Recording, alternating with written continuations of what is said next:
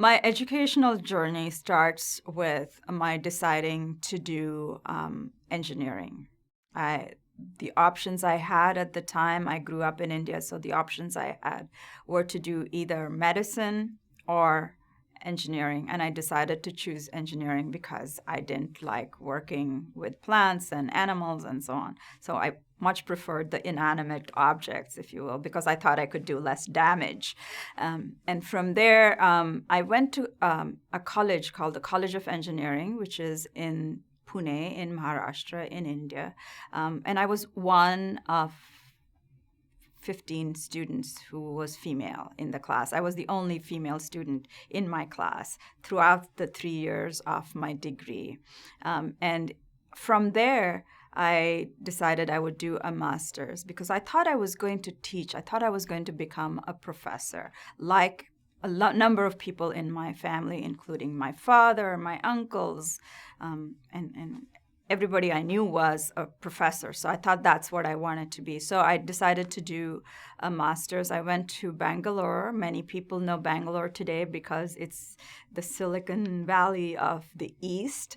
And so I studied in Bangalore at the Indian Institute of Science. And as I said, I wanted to become a professor. So the next step, really, in order to be a professor, you had to have a PhD. And so I decided I'd do a PhD, but I needed to do a PhD quickly. I'd already been in school at that point, 7 years. So I was ready to put in another 4 years or so. So I couldn't do that a PhD that quickly in India, even if I stayed on at the Indian Institute of Science. So I applied for PhD programs in the US and in Canada, and I came to Northwestern, and I studied at the Department of Material Science and Engineering. It took me about 4 years to do that PhD, in part because I had a master's already, so I didn't have to take so many classes. I could start working on experiments. I could start working on my thesis. I could do it relatively quickly. Normally, it takes about 5 years if you were to do a PhD right after your bachelor's degree. With my PhD, I decided not to pursue a professorship at a university. I decided I wanted to, because doing a professorship in a university meant you had to do research.